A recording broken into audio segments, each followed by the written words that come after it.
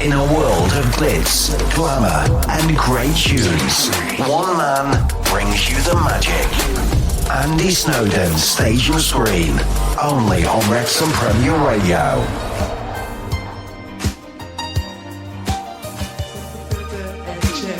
The worldwide smash hit then for Imagination back in 1981, the brilliant Body Talks. And with record sales in excess of over 30 million plus albums, the incomparable award-winning Leee John of the 80s crossover soul hitmakers Imagination is set to go back on tour with a series of UK dates, including the Blues Kitchen in Manchester on Thursday the 9th of October.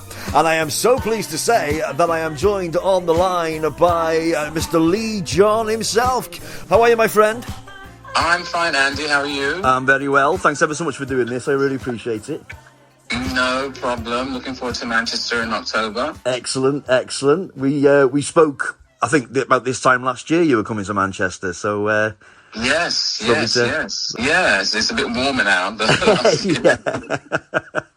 Yeah, absolutely. Brilliant. Well, 40 years, Leee John, in the music industry. It's something worth celebrating, right? Definitely. I mean, if you can still stand on your feet, for sure. But no, it's been great. I'm doing a lot of various different projects, and over the period where we had our greatest hits period and time like that, I've moved on to doing film production and directing and writing and working with different artists in different territories and just enjoying it. And, I'm on the train of life, as I say to everyone, Fantastic. Well, of course, I'm saying 40 years, but of course it's longer than that because there's a lot of hard work that goes into it before anything takes off, before you're anywhere near being in the public, the general public's eye, right? Oh, gosh, yeah. I mean, God, as a kid, I was singing in different bands, in pubs and bingos and working men's clubs. I was getting my training ground, but, I don't regret any of it because it still stays with me. I was learning harmonies and working with different American groups that came over. And, and it was a great learning period. And, it was an analog age. So, everything wasn't AI or digital as it is today. So you had to learn from the ground up. And that gave you, experience that I think a lot of the younger artists today they would not get that experience. But I was reading a story today about yourself, and I pray it's true. Have you working with Trevor Horn on a Eurovision song? Is that true? Well, what happened was, my goodness, that's sending me back. I had to think twice. Yeah, what it was, I auditioned to do demos for Eurovision for different artists, and one of the singers was Linda Jones, I think? No, Sonia Jones. She was a singer on the Monty Python film Life of Brian. Right, okay. She sang Brian, the baby called Brian. Brilliant. And we started together doing sessions. I mean, I was still in my late teens, and it was great. We had really a fun time. So I ended up singing about 3 songs, and Trevor liked my voice. And he said to me, which I kind of hated at the time, but I don't mind it now. He said I sounded like a young Johnny Mathis. Okay. And so I was like, what? Because I'm funky, I'm soulful, Yeah. And but then he decided he wanted to record me, and we did some tracks together. And one of the songs got me my deal with Red Bus R&B, which brought me to meet Morgan Khan, who then signed me, and then I brought the guys in for Imagination, and that's how some of the stories started. Really, I forget all about that until you mentioned it. No, but when I saw it, I thought, oh, that sounds fantastic. Well, it was a huge production, and Tina Charles was his girlfriend at the time, and she sang on the record, and then they wanted to send it to America to add more American musicians on it, and they lost the master. I think I've got a demo of it someplace, but it was, it was quite an extraordinary period of time. Yeah. And as I was going to say, it's way before Imagination was in anybody's imagination, and that's... Exactly. Yeah. But I think we all love a good collaboration, and I was just listening to your collaboration that you did with Damon Albarn and the Gorillaz, a few years ago now, the last chord it was called. I mean, I'm intrigued. I'm always intrigued how collaborations come about. How did that one come about? Did you know each other or what? I think he was a great fan, from what I've gathered, and then they didn't live that far. Well, Dame didn't live that far, and his studio wasn't too far. You know, him and his team, they were keen on doing something with me, and it was quite a lot of fun. It was like we knew each other for so long, you know, and it was just before, I think, Christmas, and we started an idea, and then he came back to me again and said, "Oh, look, we've got more ideas. What do you think of this?" and stuff. And it was really cool. And they loved when I sang my falsetto, you know, it was all that kind of stuff. So, because all of a sudden they started saying, "Oh, top of the pops, top of the pops." It was so funny. Yeah. And they were dancing in the studio. But it was great. And the video, they spent a lot of money on it, because what it was, that year they had the Gorillaz album out, and every year there was a track released and a video. And mine was at the end of the year, and mine was based on protecting the sea. I was like the sea serpent protecting the sea. So I had a lot of costume and makeup, and they moved my ears to my head. They spent a lot of money on it. Seriously, it was like, wow, I'd never done a production like that. And the animation that the Gorillaz have is just amazing. So it was such a big project, and it was just before the lockdown ended. So the song got a lot of response, and in America it was, I think, top 5, I think, and the album did as number 2, and the actual video itself was shown all over the Far East, and their fan base is very, very unusual, very, very different. So this video got me a whole heap of new fans. It was just an amazing time. Yeah. But if anybody hasn't seen that, I urge them to go and have a look at the video at least. It's called The Last Chord.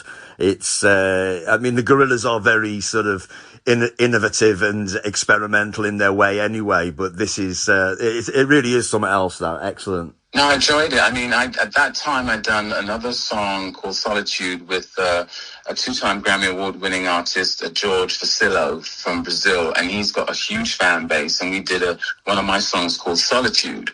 And so it was completely the other end of the stream. Yeah. And then recently I've done some stuff with Plastic Bertrand, who his song Simple well is all on the you hear it every day on the, I think at Kellogg's Krispies or something like that. It's a terrific tune, yeah. On the commercials. Yeah. So we've done many shows together. He's a great fan. We did a track called Don't Stop the World, which did really well in Europe.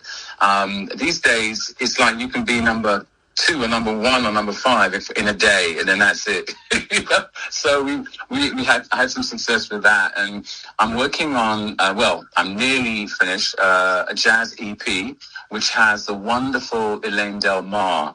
She's one of the top jazz singers in the UK, and she's going to be 86 this year. So we've done a track together. We've done a version of Blue Skies, and I've got 2 new tracks and a version of Wild is the Wind, which David Bowie did, Johnny Mathis did, and also Nina Simone did. So that's coming out in the next month or so. And then next year, I have this fantastic project with 10 Cities by Byron Stingley. And it's really, because we're all singing high on it, and it's really called Proud and Bold, and it's definitely what the world needs today, and the lyrics are really, really heavy. And then right now, in Europe, just released, I think, is it this week or next week, is DDG.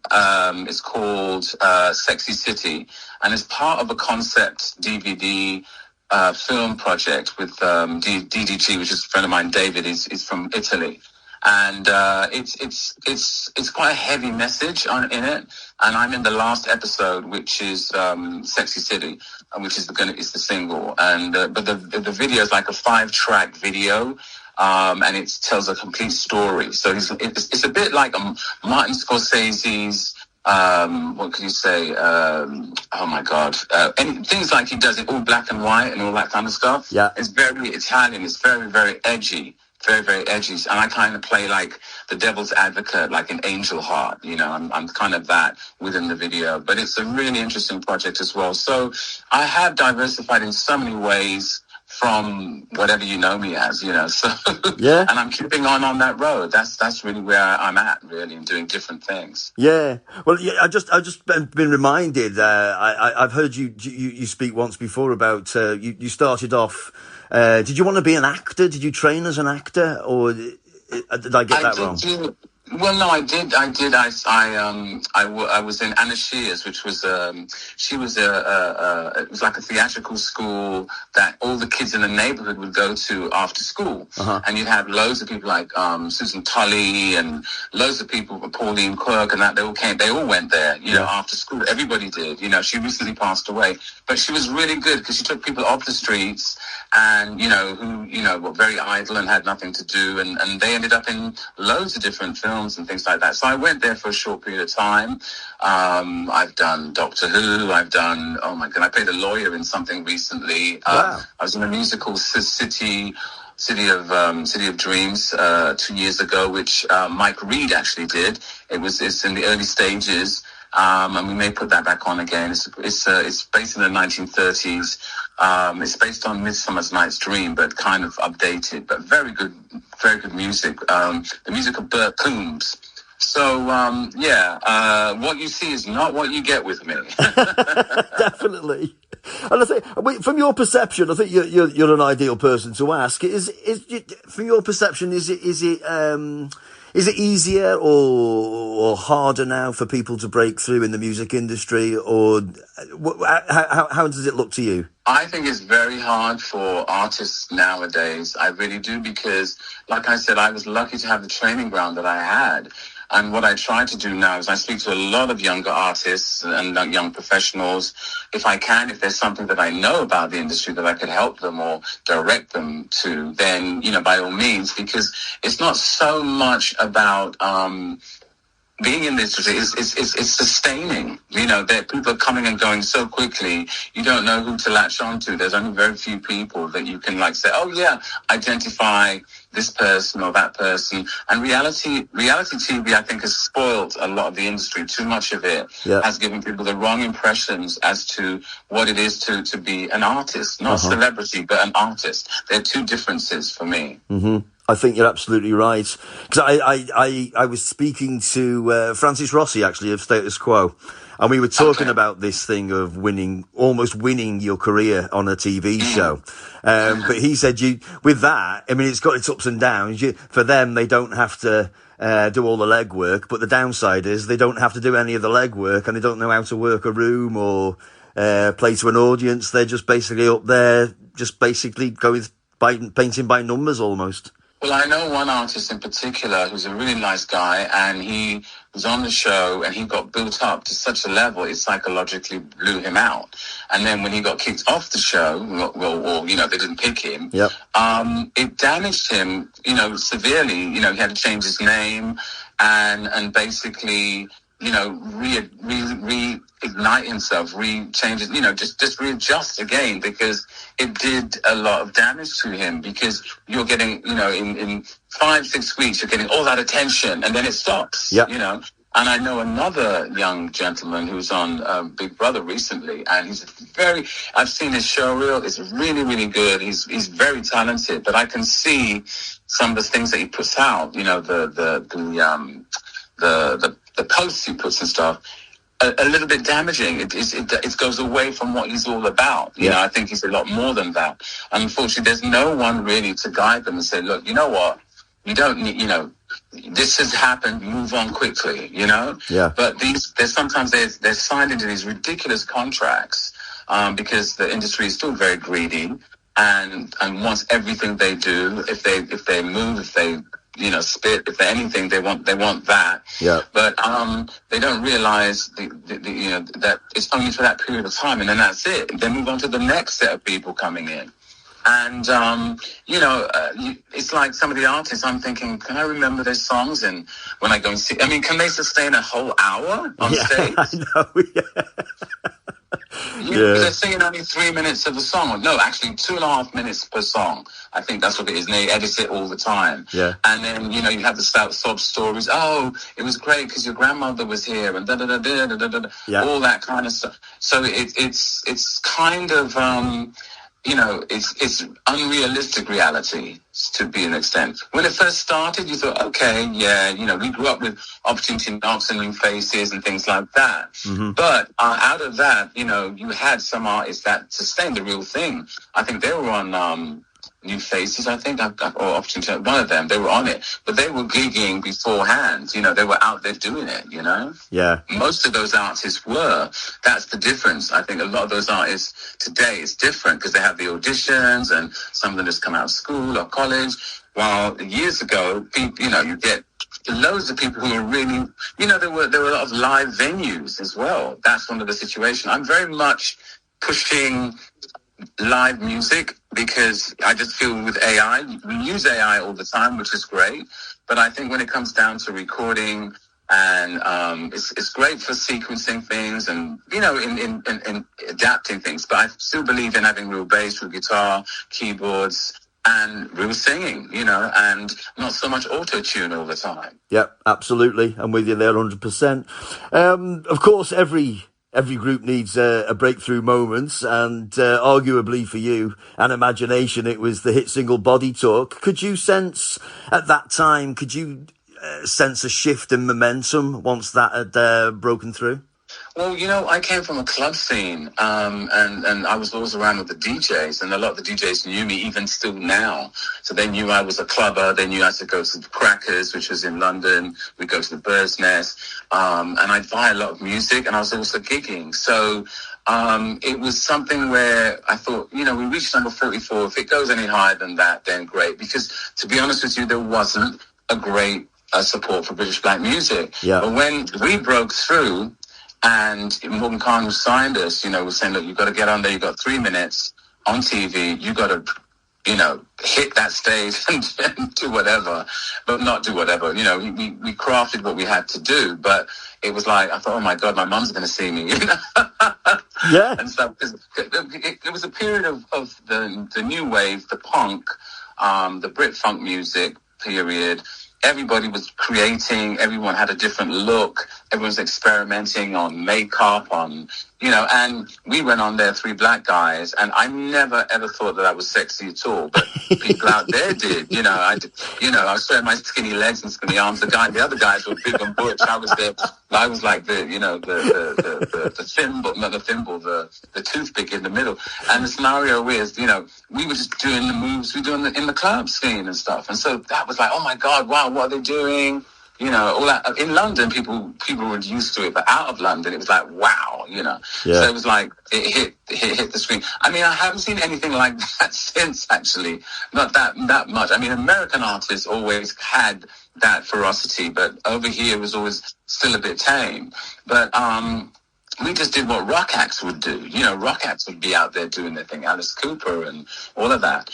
So we took it to another level with the soul funk band. Yeah. But we broke with Body Talk, which I wrote on my mum's kitchen table, and I subsequently wrote all the other hits that we had. A lot of people still don't realize that I wrote the lyrics to all of our songs and singing on them. It's like it goes out their heads, So it's one of those things that now it kind of gets on my nerves because I'm thinking, I wrote the songs. It wasn't a question that was written for me. No one could write an Imagination song. Yeah, that was the thing. We had a great production team, and Tony Swain, who's at the helm of that, was very, very good. With ideas, and I had a lot of freedom in the studio. It wasn't being dictated to or anything like that. So, we would talk about different ideas because technology was at a very early stage, especially with the tapes and stuff like that. And then we had the S9000 ICAI sampler and what were we using at the time? The Linn drum came in. We had real drums before, then the Linn drum came in and everything changed.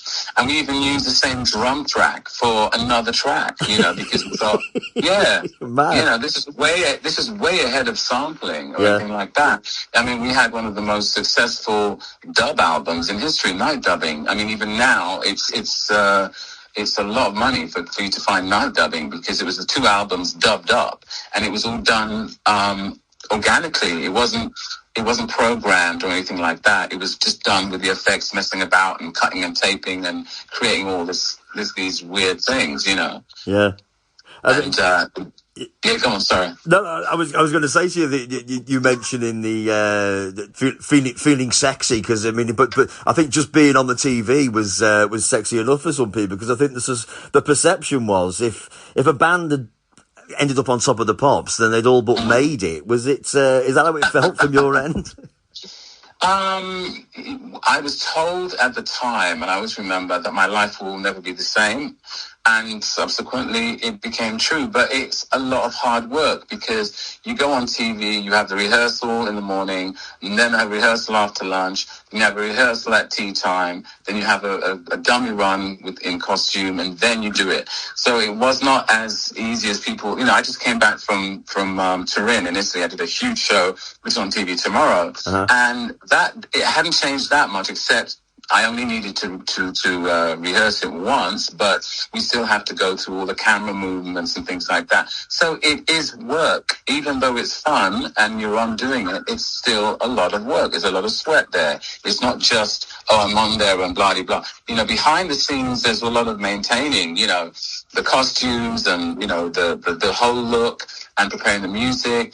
It's a lot of time. It's a lot of, and if you really are into all of that, which I am, you know, I get involved in it. So my preoccupation behind the scenes is as much as it is when I come out front and do my thing. Because I'm always intrigued. I love hearing people's stories of Top of the Pops, because you think that first call, because the more you go on it becomes, I'm doing Top of the Pops again. But that first time must be something special. Well, I remember, actually, I was walking down Tottenham High Road. Body Talk had been in all the soul charts, and everything was number one in every chart, you know, and it was just hitting every, you know, in the club scene, really big time. And it was just that different enough. And we were already doing PAs and things like that. So we had already kind of established the look and everything. And we got a call, a band had dropped out. And they asked us to do, I think we were 44, something like that, 48, 44, something like that. Yeah. And when I got home, I think I remember one of the directors of the company rang and said, I think you may be on Top of the Pops this week. I thought, oh, really? Okay. Oh, cool. Let me know then, you know. Yes. It was like, so he said, no, you're going to be on there. So I said, oh, but you said, you know, sorry, actually, no, I think I put the phone down.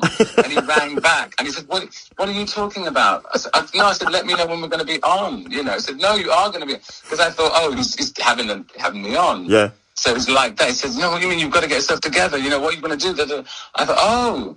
You know, but the way he put it was like, there's a chance that you may be on it, not that you are on it, you know. Yeah.